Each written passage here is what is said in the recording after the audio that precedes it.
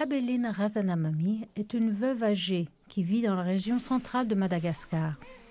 À 71 ans, elle est fière de son indépendance. Mon fils est marié et je ne souhaite pas dépendre de lui car il a aussi une famille dont il doit prendre soin. Je souhaite être en mesure de m'occuper de moi-même et de toute façon, je parviens encore à faire des choses toute seule. Abeline garde son autonomie en cultivant beaucoup de riz. Elle a appris à le faire en utilisant la technique du système d'intensification du riz ou SIR. Le terrain sur lequel je cultive mesure environ la moitié d'un hectare.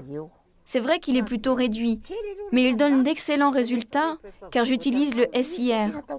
Au final, je produis autant de riz que les riziculteurs possédant 1 ou 2 hectares de terrain. Le système d'intensification du riz a été développé ici, dans les années 80, par le père Henri de Lolani, un prêtre jésuite de nationalité française qui travaillait avec des agriculteurs locaux. Cette méthode consiste à repiquer de très jeunes plants qui vont se développer au sein d'un espace important.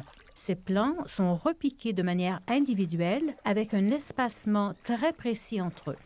Cette méthode nécessite une irrigation avec un volume d'eau minimal et un drainage méthodique. Ce terrain a été planté à l'aide d'une méthode traditionnelle, alors que le terrain se trouvant sur la droite a été planté au même moment avec SIR. Le rendement enregistré a augmenté en moyenne de 2 à 8 tonnes par hectare, voire même 12 tonnes avec d'autres variétés de riz. Désormais, ces connaissances sont transmises de riziculteur en riziculteur à travers tout le pays et même à l'étranger par le biais d'une initiative financée par l'agence onusienne FIDA, le Fonds international de développement agricole. Abeline participe, elle aussi, à cette initiative.